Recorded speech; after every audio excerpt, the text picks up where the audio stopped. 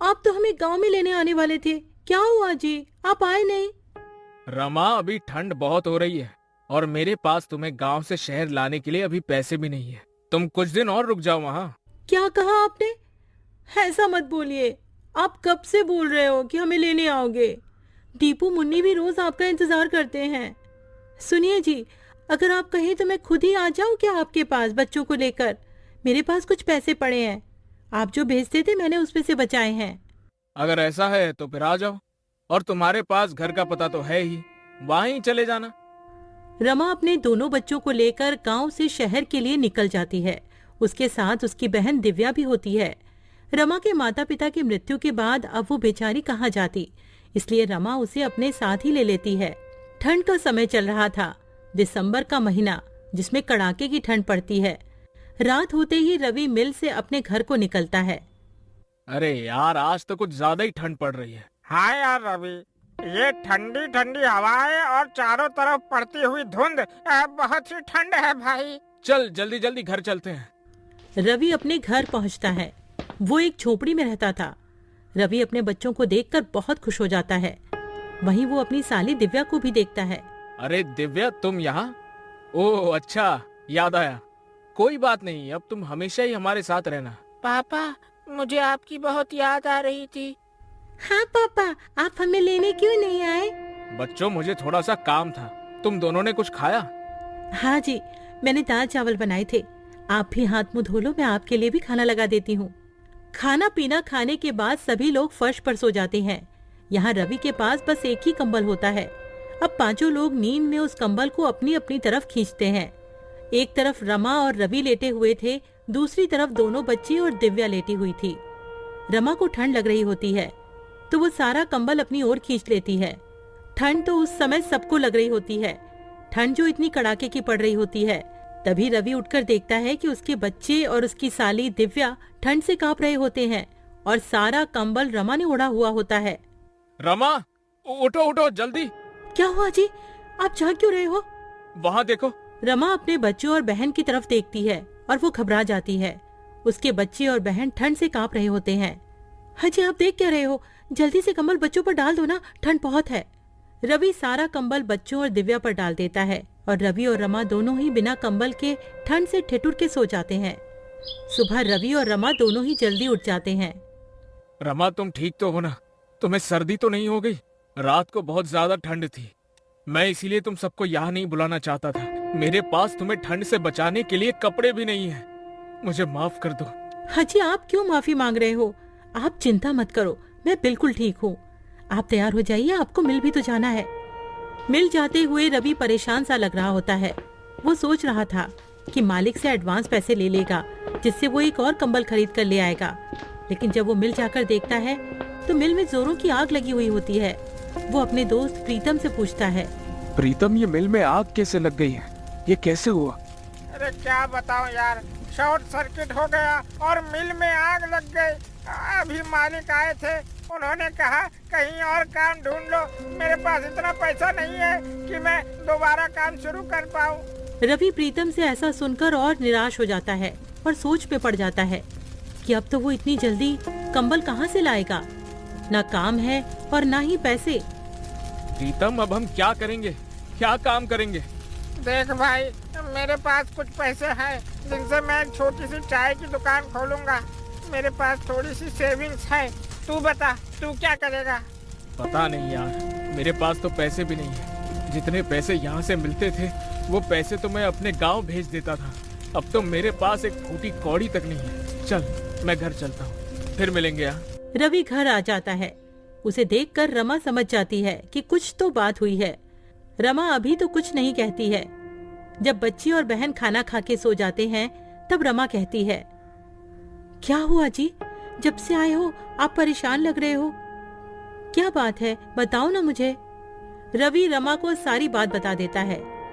रमा भी रवि को ऐसे उदास देखकर खुद भी उदास हो जाती है और कहती है, हाजी, आप इतना परेशान क्यों हो रहे हो? सब ठीक हो जाएगा, भगवान पर भरोसा रखो। मेरे पास कुछ पैसे बचे हैं, उनसे आप थोड़ी सी रुई और कपड़ा ला देना, मैं उससे एक रजाई बना लूंगी। उसके बाद आप काम ढूंढने चले जाना। सुबह होते ही रवि रमा को रुई और कपड़ा देकर वहाँ से चला जाता है और रमा रुई को कपड़े में भरकर रजाई की तरह सिल रही होती है। तभी दीदी क्या हुआ, सब ठीक तो है ना? जब से हम यहाँ आए हैं जीजा जी कुछ दुखी से रहते हैं, क्या उसकी वजह मैं हूँ? अरे दिव्या तू पागल है क्या? ऐसा कुछ भी नहीं है। तू तो जानती है ना तेरे जीजा जी तो ऐसे नहीं है जैसा तू सोच रही है। वो तो उनकी मिल में आग लग गई है, वो इसीलिए परेशान है। तू ज्यादा अपना दिमाग मत चला। हाँ जाकर अब अपना काम कर। रमा एक सुंदर सी रजाई बना देती है। उधर रवि पूरे दिन यहाँ वहाँ काम ढूंढता है पर उसे कोई काम नहीं मिलता है। वो निराश होकर घर आ जाता है। रवि घर आकर देखता है रमा ने एक सुंदर सी रजाई बना ली होती है। अरे वाह रमा, तुमने तो बहुत ही सुंदर रजाई बनाई है। अरे तुम तो बहुत ही अच्छी रजाई बनाती हो। जी, वो गांव में खाली समय में मैंने रजाई बनाना सीख लिया था। आप बताइए कहीं काम मिला क्या आपको? नहीं रमा, बहुत ढूंढा पर कहीं कोई काम नहीं मिला। कल फिर जाऊंगा, देखते हैं कहीं कुछ न कुछ काम मिल ही जाएगा। रमा बच्चों को नई रजाई में सुला देती है और खुद दोनों मियाँ बीवी पुराने कंबल में सो जाते हैं। अगले दिन रवि का दोस्त प्रीतम रवि का हाल पूछने उसके घर आया हुआ होता है। तभी अरे वाह रवि, ये रजाई तो बहुत अच्छी है, कहाँ से लाए हो? अरे प्रीतम, मैं ये कहीं से लाया नहीं हूँ। ये रजाई तो तेरी भाभी ने बनाई है। क्या कह रहे हो? ये रजाई भाभी ने बनाई है? भाई ये तो बिल्कुल वैसी ही रजाई है जो दुकानों में मिलती है। अरे वाह भाभी जी, आप तो बहुत ही बड़ी कलाकार हैं। अरे तू वो सब छोड़, ये बता तेरी चाय की दुकान का क्या हुआ? हाँ भाई, मैं इसीलिए तो आया हूँ। मैंने हाईवे पर एक चाय का स्टॉल खोला है। तू बता तेरा क्या हुआ, कहीं पर काम मिला कि नहीं? नहीं भाई, अभी तो मुझे कहीं भी कोई काम नहीं मिला। मिल जाएगा, वैसे भी मैं ढूंढ तो रहा ही हूँ। अच्छा, आप भाभी एक रजाई मेरे लिए भी बना देना, मुझे ये रजाई बहुत पसंद आई है। जी भाई साहब, मैं आपके लिए भी एक ऐसी ही रजाई बना दूंगी, आप ले जाना। अच्छा रवि, तुम एक काम क्यों नहीं करते हो? क्यों ना तुम रजाई बेचना शुरू कर दो। भाभी जी बहुत अच्छी रजाई बनाती है, लोग खूब खरीदेंगे ऐसी रजाई। तुम बोल तो ठीक ही रही हो, अभी तो मेरे पास कोई और काम नहीं है और ठंड भी बहुत पड़ रही है। चलो ऐसा ही करके देखता हूँ कुछ दिन। पर प्रीतम, मैं ये रजाई बेचूंगा कहाँ?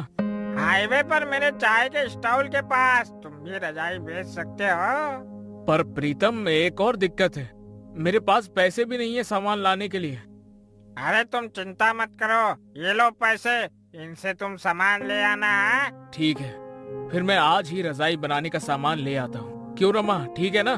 आप जैसा भी कहो, मैं तो आपके साथ कोई भी काम करने को तैयार रहती हूँ। रवि और प्रीतम दोनों चले जाते हैं। रवि बहुत सारी रुई और कपड़ा घर ले आता है। उसके बाद रमा रजाई बनाने का काम शुरू कर देती है। रवि के साथ साथ रमा की बहन दिव्या भी उसकी मदद कर रही होता है। उसके बाद रमा रजाई बनाने का काम शुरू कर देती है। रवि के साथ साथ रमा की बहन दिव्या भी उसकी मदद कर रही होती है और बच्चे भी रजाई में रुई भरने में लगे हुए होते हैं। 2 से 3 दिन में सबने मिलकर 10 रजाइयां बना ली होती हैं और रवि सारी रजाइयां लेकर हाईवे पर प्रीतम के बगल में ही बेचने लगता है और देखते ही देखते उसकी रजाइयां बिकने लगती हैं। वो रजाइयां बहुत सुंदर लग रही होती हैं, जिसकी वजह से लोग खरीदने आ रहे होते हैं। देखा तुमने रवि, बिक गई ना सारी रजाइयाँ। अब तो बस रजाइयाँ बनाते रहो। रवि घर जाकर रमा को सारी बात बता देता है। रमा बहुत खुश हो जाती है और रवि और रजाइयां बनाने की तैयारियां करने लगता है और रवि का रजाइयों का कारोबार खूब अच्छा चलने लगता है। इस तरह रवि अपना खुद का काम करने लगता है और अपने परिवार की सारी जरूरतों को पूरा करता है।